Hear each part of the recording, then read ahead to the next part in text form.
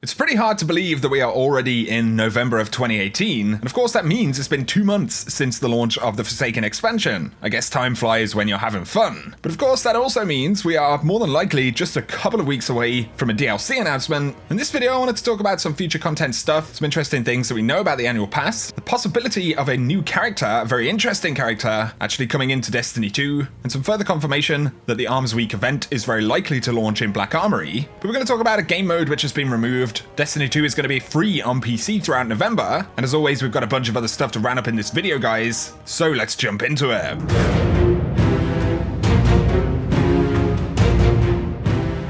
So before we get going, if you guys do enjoy this content, a rating below is very much appreciated. But first up, Bungie announced at BlizzCon that Destiny 2 is available as a free gift on Battle.net up until November the 18th. Destiny the game tweeted, "Celebrate the anniversary of Destiny 2's PC launch with a free game download." Basically, you can get the base Destiny 2 game for free, and you get to keep it as long as you claim it before November 18th. So pretty crazy stuff. Obviously, if you're new to the game, you want to jump in, it's really good. Maybe if you're on console but you have a PC as well, it'd be a good time to start playing. But Bungie also reiterate that there is the Veteran Bundle, which will be coming into the game in early December, probably when Black Armory launches. And this is for anyone who purchased Forsaken before the 16th of October. But also in terms of free trials, there will be a Gambit free trial next week from November 9th. So obviously Bungie are trying to bring in as many new players as possible immediately before they announce the next DLC, which of course makes a lot of sense. Up next though, Breakthrough has once again been removed from the competitive playlist. DMG said, starting today, Breakthrough has been removed from the comp playlist. This mode may still be accessed through the weekly Crucible playlist when featured. If you have any feedback concerning the mode, please leave it here. And I'll link that forum post down below if you have any thoughts on the mode. But if you've been playing any comp over the last week or so, you'll have almost certainly played some Breakthrough. It does have a few issues with spawn trapping and generally being a bit griefy if you're on the losing end of the engagements inside of that mode. So I'd love to hear your thoughts about that down below, but if you do have feedback, definitely go give it to Bungie.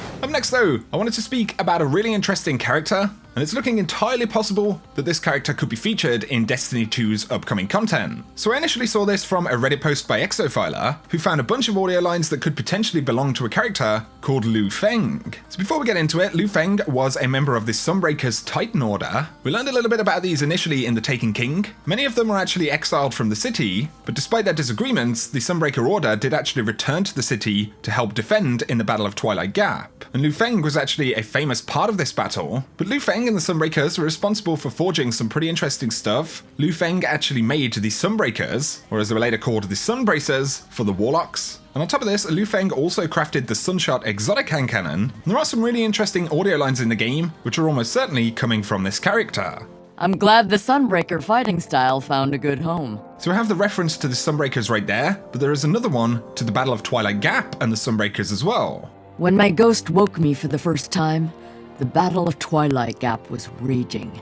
She asked me to make a choice between the city and the Sunbreakers. I chose to leave. Perhaps that was a mistake. There are also lines which make direct reference to Commander Zavala. Zavala thinks I speak in too many symbols? He actually said that? My fist is a symbol for a blow to his face. That was a pretty sassy one right there, and all the references inside of these audio lines definitely suggest that this could indeed be Lu Feng, and possibly their character could be added into the game as part of future content. Sunbreakers were very famous for what they called their forge. Of course, they forged the Sunbreaker itself. They were responsible for that Titan Super, but also for building various pieces of gear, including some of the ones that we just spoke about. And the concept of their forge is pretty interesting because, of course, the Black Armory season is called Season of the Forge. Now, there could be a much looser reference to general forging of weapons and gear, but with how many links there are, and the fact that these were responsible for some pretty cool items in the game, it does seem entirely possible that we could get this character, or some content that includes Lu Feng, as part of Black Armory. We know that there is the Armory vendor, which is actually an exo, so it doesn't seem entirely likely that Lu Feng and the Sunbreakers would be the prime focus of this expansion, but we could indeed get a quest or a series of pursuits related to the Sunbreakers. So it's certainly pretty interesting. I'd love to hear your thoughts down below. But on the subject of some of the leaks that we've heard about Black Armory, according to Anon the 9, the raid lair is in the Old City. We don't know much about that, but they did confirm that Last Word would come in Black Armory, Thorn in Joker's Wild, the Rose exotic hand cannon coming in Penumbra, as well as a tease there to the Hawkmoon, and all of those leaks come from a very famous Destiny leaker who has at the moment pretty much a 100% track record of being correct. Next though, we do have some more stuff here, and it's to do with Arms Week, the vendors associated with it, and this is something I've spoken about in the past. There are a series of forge vendors for specific armories. We've got foundries like Hake, Weist, and Omelon, each of them with a unique vendor. Now Hector 9940 is the foundry vendor for Hake. There is an exotic sparrow that you can see right here. This one actually came in Forsaken, and it does have a flavor text right there from Hector 9940. Interestingly though, even though this sparrow drops in the game right now, it actually requires you to own the annual pass in order to be able to use it. So I jumped in on another account right here where I don't have the annual pass, and you can see that it requires the annual pass. And with all of the foundry vendors not currently in the game, it's pretty unusual that there is a flavor text there from Hector, so it could be a further hint that the annual pass actually holds the Arms Week event. And we know that the vendors are linked to Arms Week because they each hold an item called an Arms Week intro, which is currently classified, but nonetheless confirms that these two things are linked together. There's also another unknown sparrow in the collection. It's on the second page for Season 4. This one also says it requires the annual pass, even though you can't actually see it in the game right now. And this one, by the way, is not the raid sparrow or any other hidden sparrow which is currently attainable in the game. All of those are on the first page. So it's pretty interesting stuff. Not necessarily huge, but I think it does confirm that Arms Week is intended to be a Black Armory or annual pass event. So that's going to be another additional thing to be excited about alongside the Black Armory content, a potential return of trials and faction rallies, and other seasonal events throughout the year.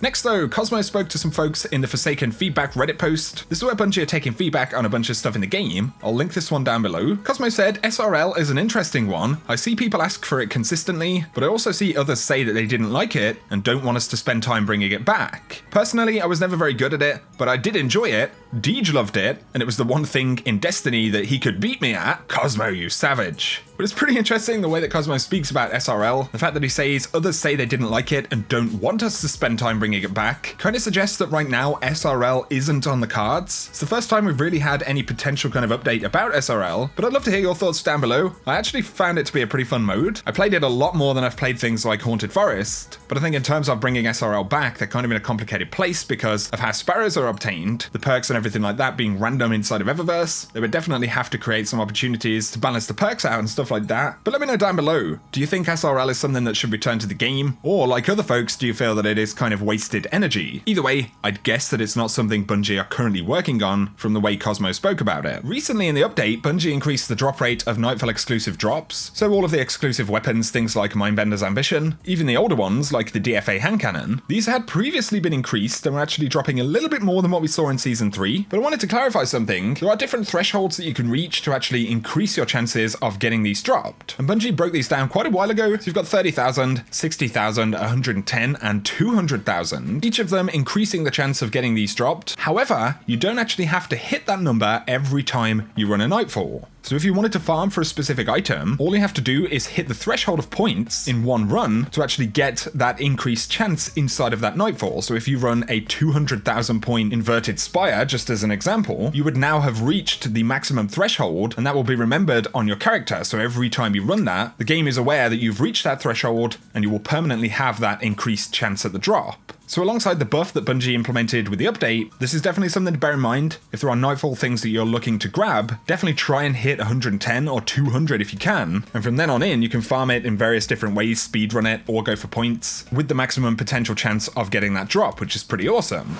Up next though, Bungie have updated the Forsaken Vital Information and Known Issues list. This includes the issue where Amanda Holliday's Mystery Murder quest may actually not go into the inventory, and this is if you don't have slots available to receive it. There are a bunch of issues still known with exotics, things like the Harbinger's Echo not dropping when players have acquired all of the eggs, the Oathkeeper exotic gauntlets and bow draw speed. These are things which still haven't been fixed, and there is a pretty big list of issues there, so if anything has been affecting you, link that blog post down below. You can check up on it to see if Bungie are aware. For any fans of Destiny's music, there's a pretty cool interview with Mike Salvatore, and he's directed pretty much all of Destiny's music since Vanilla Destiny 1, of course alongside the rest of the music and the audio team at Bungie. But it did a pretty cool interview, which I'll link down below, with a lot of insights and inspirations for Destiny's music and how they handle that production, so if that's something you're interested in, it's a pretty cool listen. I had a few comments down below. Some of you guys may have noticed I was using Luna's Howl on my account a couple of days ago, so I actually spent the past kind of week or so slowly grinding out this quest. There's some folks who wanted some tips. I'm not the absolute best PvPer in the world or anything like that, but I'd say that Luna's Howl is definitely achievable. There's actually a really good Reddit post with a graph of roughly how many games you'd have to play based on your rough win percentage to actually hit 2100 points to acquire Luna's Howl. That might give you a rough idea of the kind of time investment you might be looking at. Of course, you need 150 hand cannon kills, I believe 150 solar kills, all of this inside of comp. Then you need 3 rumble games, and then 100 headshots with hand cannons inside of comp, as well as reaching 2100 points. It's definitely a grind, but I'd actually recommend a video by my friend Cool Guy. Really fantastic PvPer, really fantastic dude in general, and he makes some awesome content. He did do a breakdown of his grind for Luna's Howl with some tips and stuff like that, especially for console players. I'd absolutely recommend that you go check out Cool Guy. I'll link his video and channel down in the description below if you're interested. But for now, guys, that is going to summarize today's video. Let me know your thoughts on Destiny 2 being free, any feedback on Breakthrough, or speculation on Lu Feng potentially being featured inside of the game. If Forsaken is anything to go by, I think we've got a lot to look forward to coming up in a couple of weeks' time. But if you've enjoyed this video, guys, a rating is very much appreciated. If you're new to the channel, be sure to hit subscribe. If you have enjoyed the video and you want to see a lot more Destiny content, I cover pretty much everything here, and I do appreciate all of the support from you guys. It's been absolutely amazing. So thank you very much, and whatever you get up to, I hope you have an awesome day.